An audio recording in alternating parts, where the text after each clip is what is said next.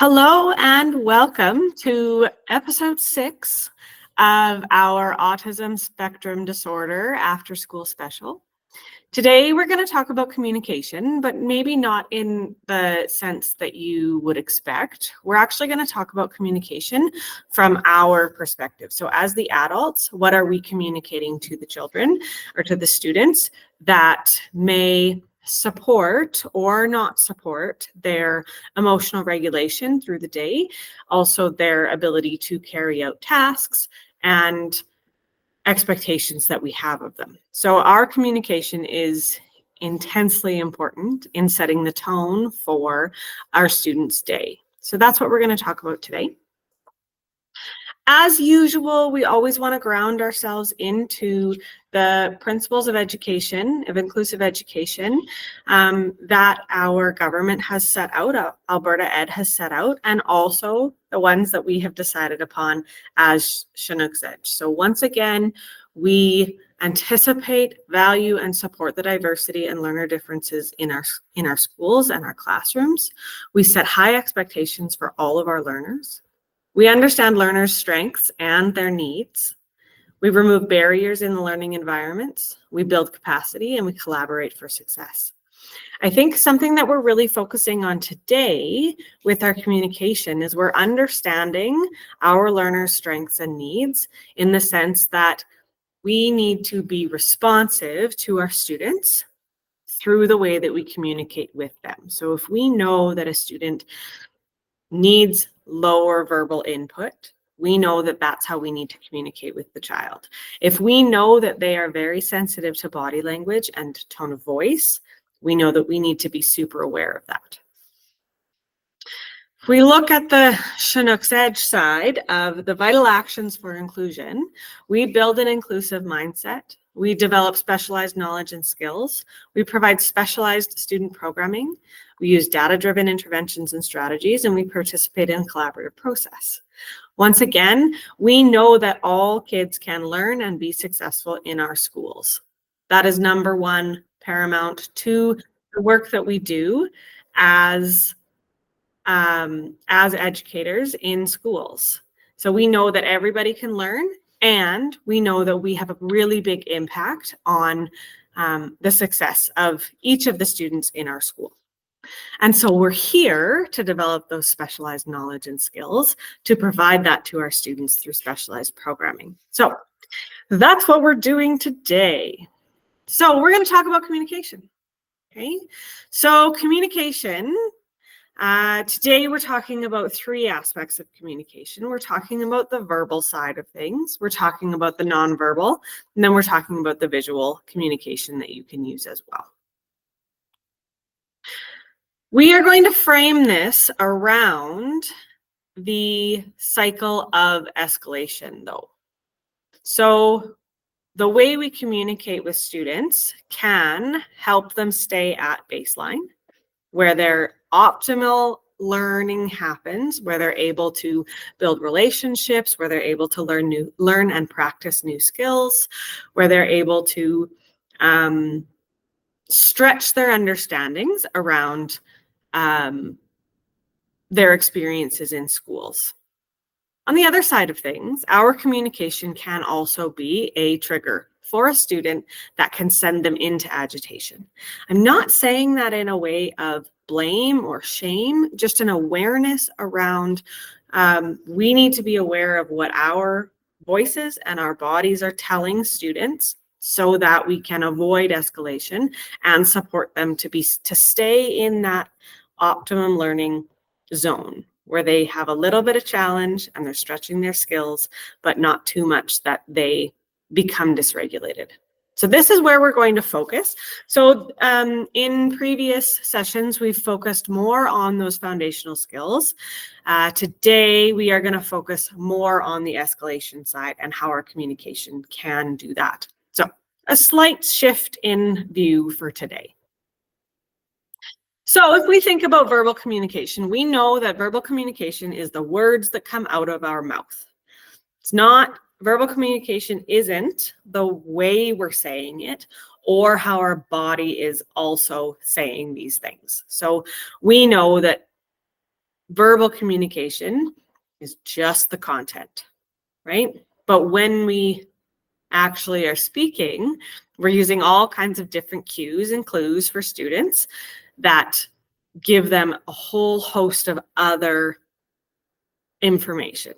Now, something that is unique, I would say, about students with ASD is that they may have a harder time understanding that nonverbal side of the communication. So the verbal communication is even more important to ensure that the words we're using are not throwing off the message that we're trying to give.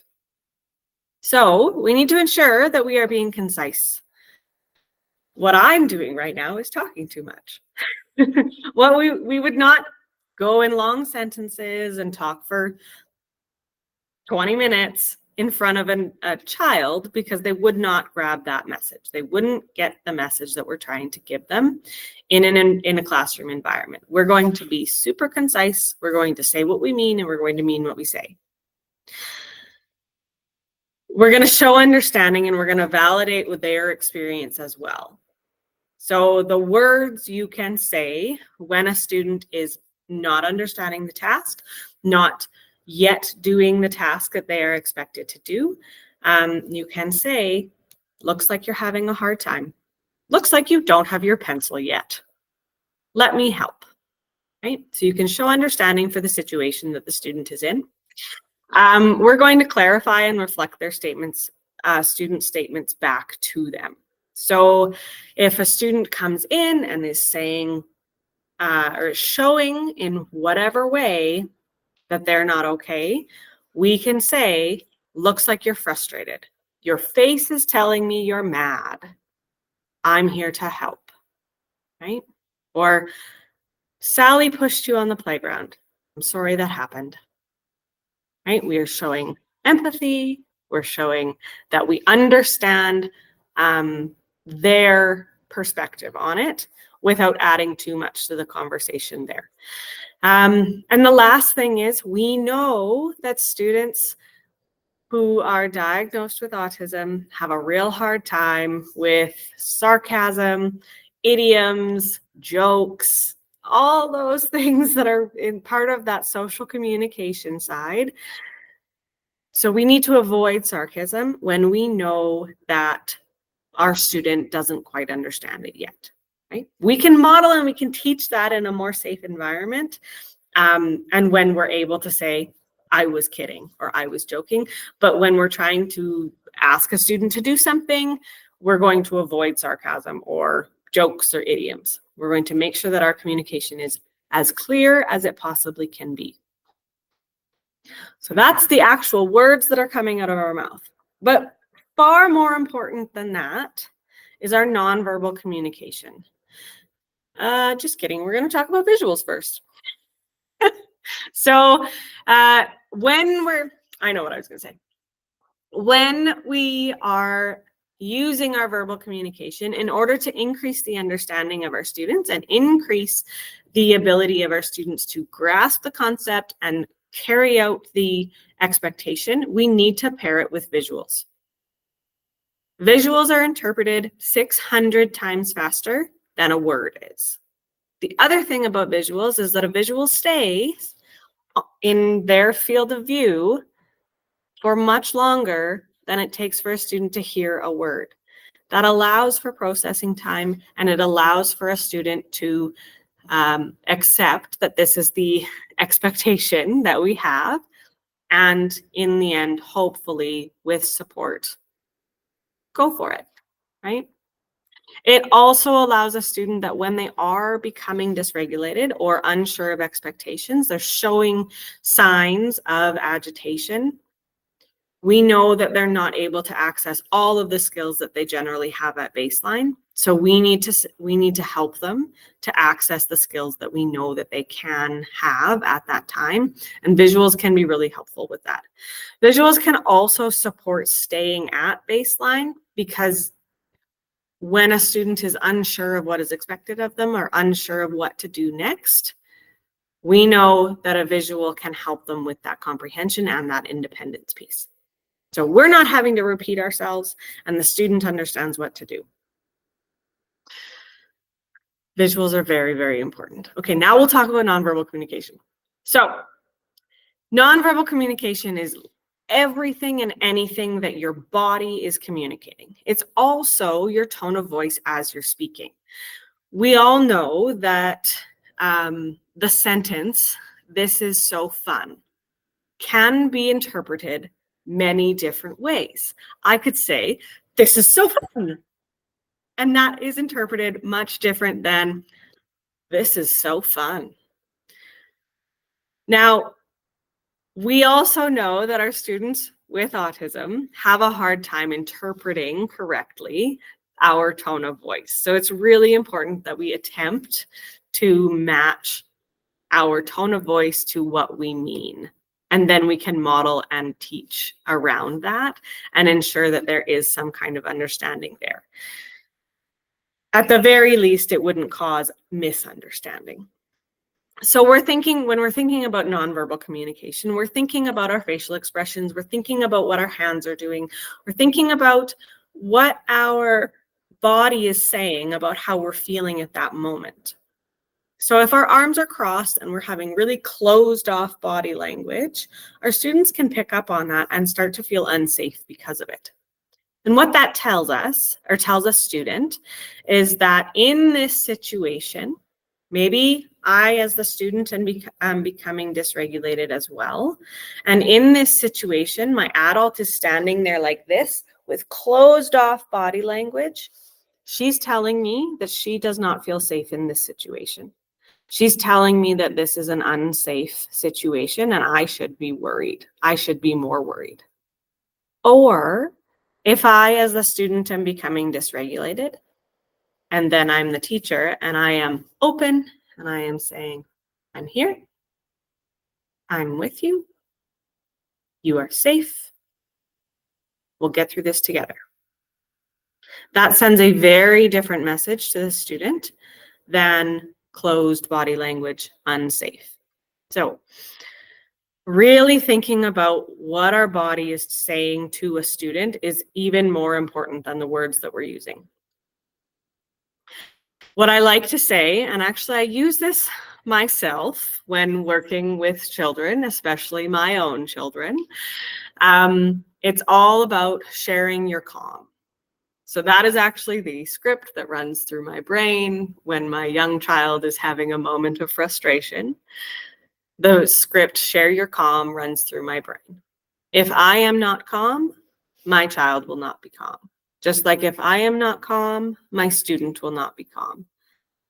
Our students reflect back to us exactly what they're getting from us. And so if we are, once again, if we are showing our students that we are upset, they will also be upset. If we are showing our students that this is okay, they have a much more likely chance of coming back down into that baseline or not escalating further. The other thing I always like to think about is be the duck. The little duck is so calm, floating on the water. But what you don't see is those little tiny legs going very, very, very fast underneath the water, right? So on the inside, as the adult in a situation of escalation or agitation, or just the world of being in a classroom, your little legs on the inside under the water are going really fast. You're thinking about all the different kids in the classroom. You're thinking about all the needs that you need to meet in that moment, all the different questions that you have coming at you and decisions you need to make.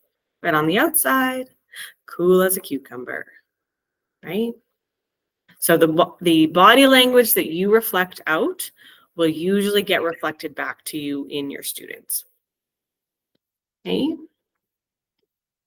Okay, so when we're using communication to support our students, we are ensuring that we are allowing adequate wait time.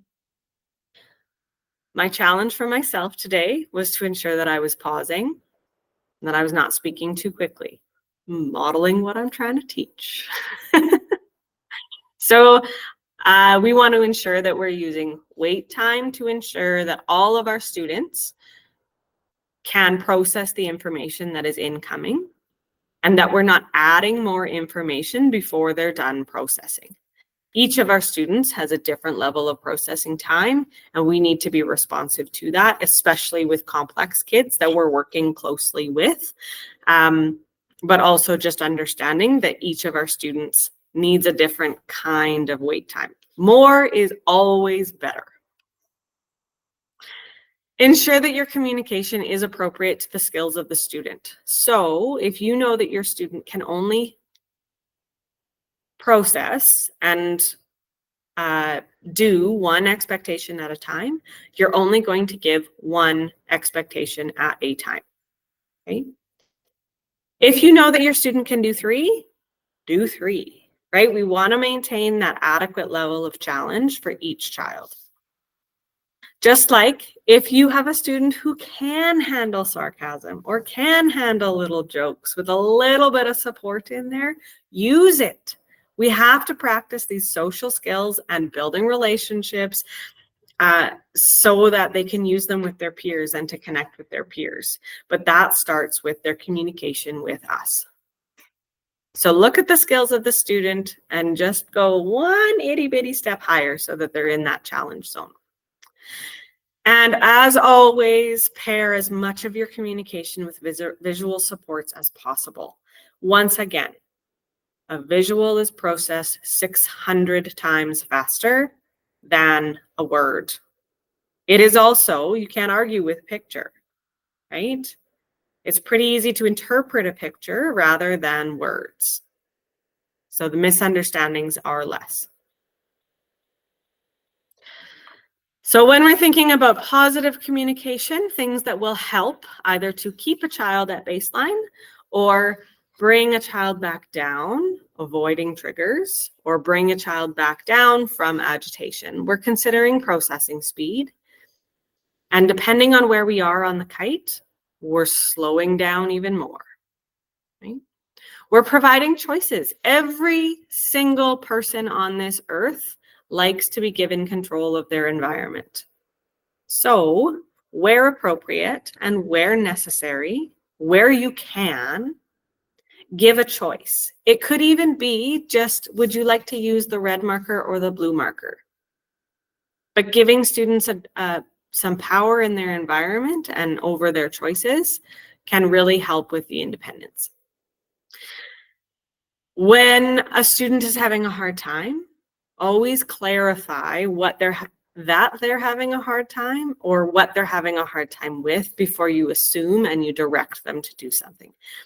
They could be working through their own processing at that time. And when you interrupt it by adding another instruction or saying, let's get started, let me help you even, you interrupt that processing speed and they have to start again.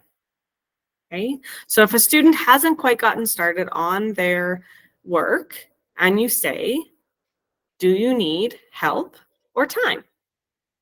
A child then, or a student then has the opportunity to say, nope, no help yet, I'm good. I'd like time.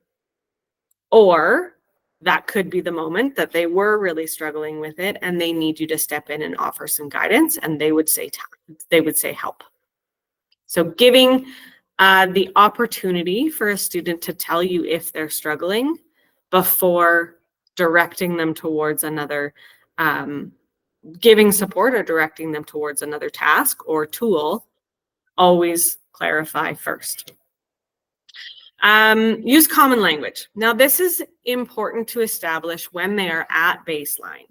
So I had a student who we worked with him on establishing some common language between us for when he was starting to escalate. And the escalation, the visuals that were used was a porcupine. So the idea behind this was that when the porcupine's quills were down, that signified that the student was calm, ready to learn, kind of at that baseline. Also, that peers wanted to be around a porcupine that their quills were down. Then we had a visual paired with the next level where the porcupine's quills were starting to kind of fluff up a little bit. That was kind of the warning signs, right? Then the next picture was the quills were firing out of the porcupine's back. And that was the we're not okay right now. We might be unsafe and definitely need some help. So we paired it with visuals, and the intention is that it would be the visual was on the teacher's lanyard, and she could kind of do a little check-in and show like, hey buddy, I can see some quills happening here. And that was a cue for the child to take a break, use a tool, use a strategy. Okay. So that common language is really important to establish at baseline so that there's no new information being added when the student's already starting to be dysregulated. And the most important piece here is always start with your relationship. I think there's a lot of moments in our day when we get distracted by other students, and it's really hard to take a second and connect with our student before we're directing them. But it's amazing what a simple, hey, Johnny, I'm so glad you're back, before directing them towards their task. It's really hard when maybe you're coming back from a break or you were having a hard time and you come back in the classroom and the first thing your teacher says to you is, hey, come on, let's get back to work. Right? That's really hard. Our students need that reassurance that they're coming back in, that their teacher still cares for them, that they are in a safe space, and that they still have that relationship with you. Right? So always start with your relationship. If you don't know what to say to a kid, I'm glad you're here is a great start. Now we're going to look at some very unhelpful communication techniques. I'm not sure I understand. So ultimatums are at the top of my list because they never help. They usually increase dysregulation for a student. So if you say, we need to get this done right now or we're not having recess, or we need to get this done right now or there's no popsicle later on today. The connection between what happens right now and what happens 4 hours from now is not there, right? That is too long of a leap. That's too hard to get to. And sometimes it's not something that you can uphold, especially with our black and white thinkers. It's really hard to say something and then not back that up, right? That becomes very confusing and it takes away your power a little bit, right? Because if another one of the scripts that I say is mean what you say and say what you mean. Because if you are wishy-washy on the things that you're saying, it's easy for kids to not quite believe you when you say something. So ultimatums don't work. Unhelpful is complex instructions with too many steps spoken very quickly, right? So especially for our students who have difficulty with, who have lagging skills in their processing speed, it's really hard for them to keep up with really complex multi-step instructions, especially when we're talking really fast. Loud and perceived aggression can just turn off the listening brain altogether. And they don't hear you at all. All they can hear is, oh, my teacher must be mad at me for some reason. Even if you're not, right? That's that matching of your tone of voice, your body language, your volume to the words that you're saying, right? It can be very scary. Another one is closed body language. Once again, match your words to what your body is saying. And then unhelpful, again, sarcasm and idioms, unless you know that the student can handle that and has that skill, right? But in a moment of frustration, sarcasm will not work. So we're going to just look at a few little scenarios here. Nothing too earth-shattering here, but I hope that it illustrates some different strategies that can be used or a difference between strategies. So Jacob is returning to class after a break in the sensory room. His class is working on a science project building bridges. Jacob has his project started, but he may need some help remembering how to get started now. Helpful would be already set up before Jacob enters the class. The visual for wait for teacher is on the other side of the door and reminds him that his teacher is going to come over and help him understand where to start. So I know that when some students walk into the classroom and they see all their peers started, especially a science project where it's not, we're sitting in desks and listening to the teacher or quietly working, there's a lot happening. He needs the teacher to clarify exactly what his job is, his next job. Then the teacher notices Jacob and gives him a warm smile as she walks over. This is the immediate reassurance to Jacob. I've still got my teacher. She's glad I'm back. We're good. I can listen to her. I'm glad you're back. She uses his visual task list to list the first 3 steps getting started. So on this visual task list, I imagine that it might have a picture, maybe a drawn picture of his bridge, a popsicle stick, and the glue, and then a desk. Okay, very simple. It could even be just little pictures that she drew on a whiteboard. I'm glad you're back. She uses a visual task list to list the first 3 steps to getting started. Your project is on your desk. Please gather 10 popsicle sticks, your glue, and go to your desk. And all this while, she's speaking slow and calm. She's paying close attention to the body language that Jacob is giving to ensure that he has understanding of what his jobs are. Jacob takes his task list with him because he needs it. The teacher doesn't need it. And waits at his desk for the next instruction. So he goes and he gets his popsicle sticks and his glue and he waits at his desk. So this was very successful. This could have gone a very different way. I think we've all experienced it. So Jacob returns to class and moves towards his desk. He didn't have a checkpoint with the teacher right off the hop. The teacher calls over the class, "Hey, Jacob, grab your stuff and get started on your project." She didn't have his attention, may have been loud, may have been perceived as aggression, right? Maybe it wasn't. The teacher was just calling over the class because that class was a little bit louder. Jacob is unsure where to start because grab your stuff is not specific. And he's starting to show signs of agitation. The teacher comes closer with their arms crossed. It's time to get started. Where are your supplies? Then, if we don't get this done today, it has to be finished at recess. Ouch.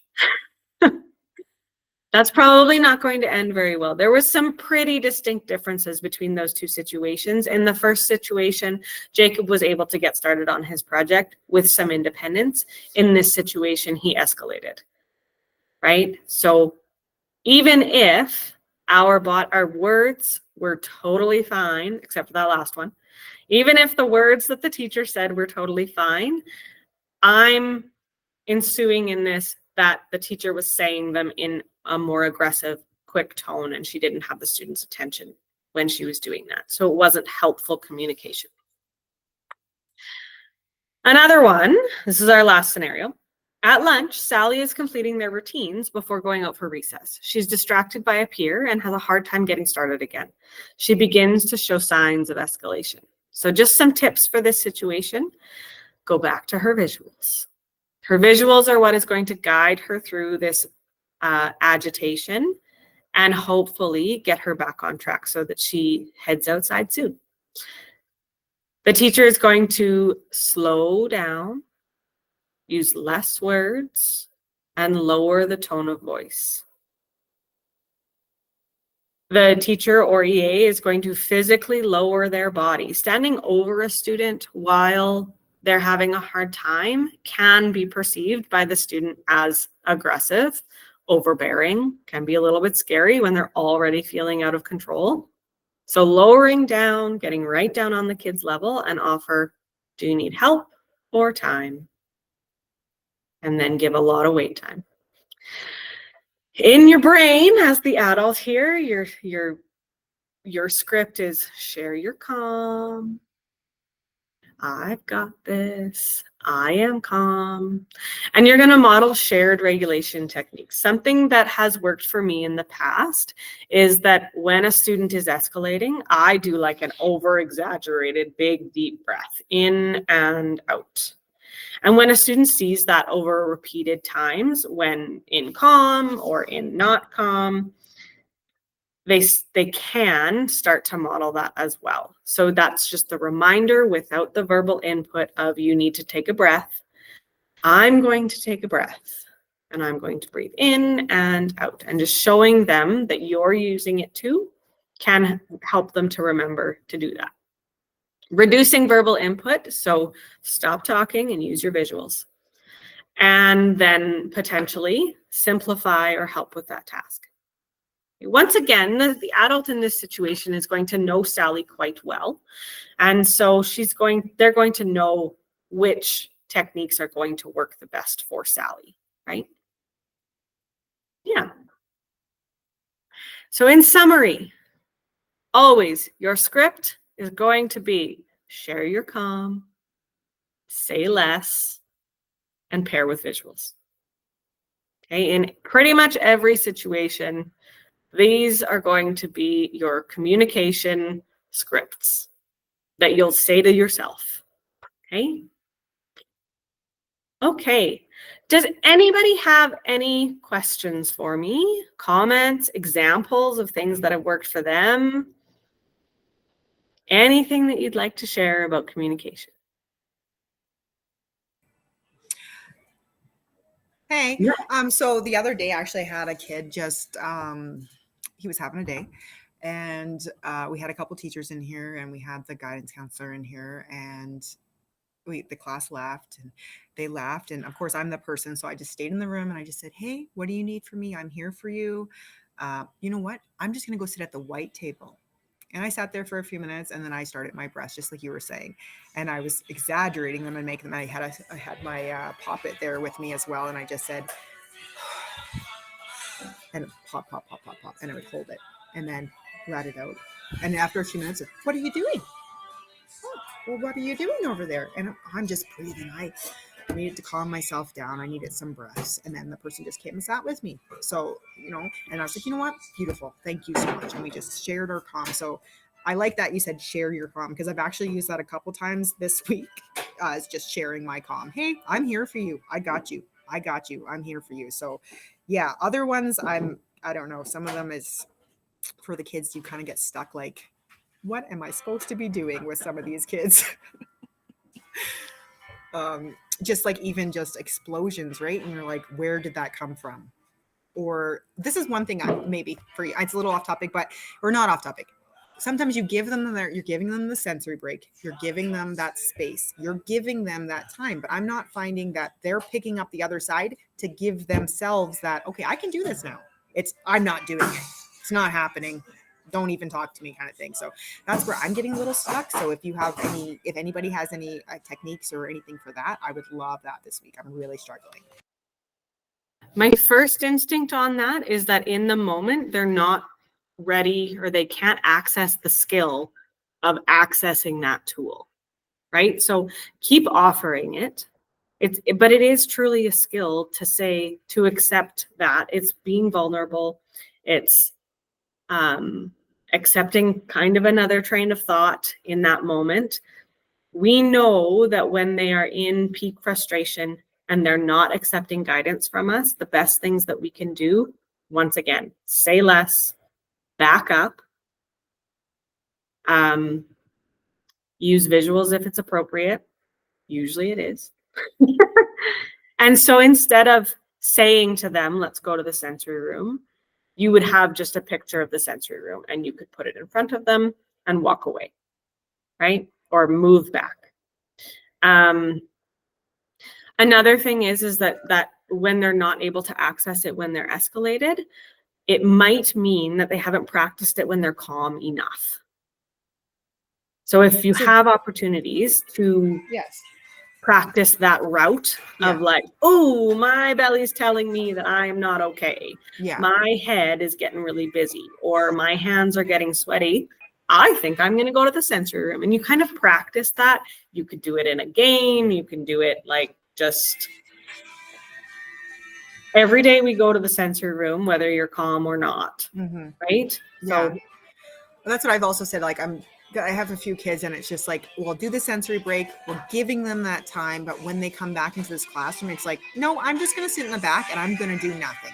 It's not happening today or the next day or the next day, right? It's like, nope, I'm just not doing it. So this is where I'm just like, I'm not sure, because if I can give them the steps, or is it like I've tried to calm my body down, just like try to read the room of like how many, I don't know.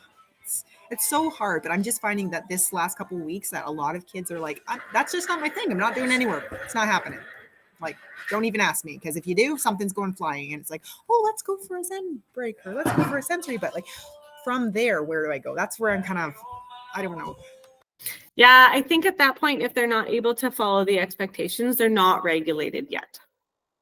Right? I think that's sometimes we do bring kids back into the situation that escalated them in the first place, just a little bit too early. And I 100% understand the reality that sometimes you really just got to get back in the class, right? So giving them the space at the back of the class and saying, okay, you're saying that you want time. Your task is on your desk. I am ready to help you. I'm going to check in 3 minutes and see how you're doing. Still here with you. I'm still here to help. We still have to do our work. I'm just not getting any work. Candace, I'm telling you, I feel like I'm struggling this week with these kids, because it's just like, it's not my thing to work this week. And I'm like, okay, well, it's here and I'm here if you need some help, or you want to go for a walk and we'll come back, or like, you know, trying to give them those options. And I'm just like, I'm not really sure how to regulate them if they don't even want to, like, they come to school kind of like, I'm not regulated. And then you get in the class and they're like, actually, I'm just going to hide in the corner. And then if you give them attention, then I'm going to run through the school. If you don't give them attention, I'm going to run through the school. Like, yeah, they're just having a real hard hiding, time. Right? So that's what I'm just like, oh, I'm not sure if I should just like, you know what? And just give them that soft landing. Hey, I got you. And just let them do that for a little bit, maybe. That's honestly, right now, that's the best thing that you can probably do. That makes me feel better. I don't need kind of need your permission. But okay. Yes, thank you. That's the best thing that you can do, is give them that soft space to land. I mean, there still has to be expectations. It is still school, but reducing the expectations where you can will help them for sure.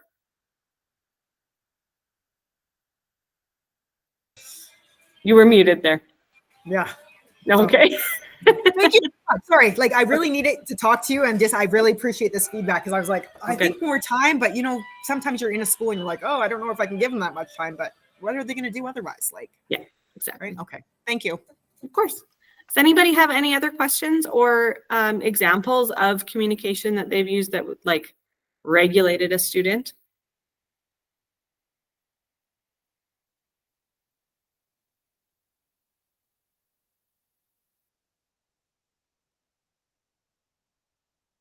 Okay.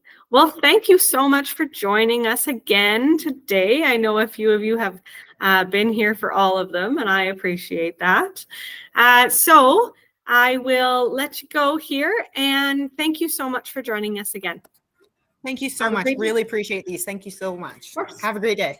You too. Bye. Bye.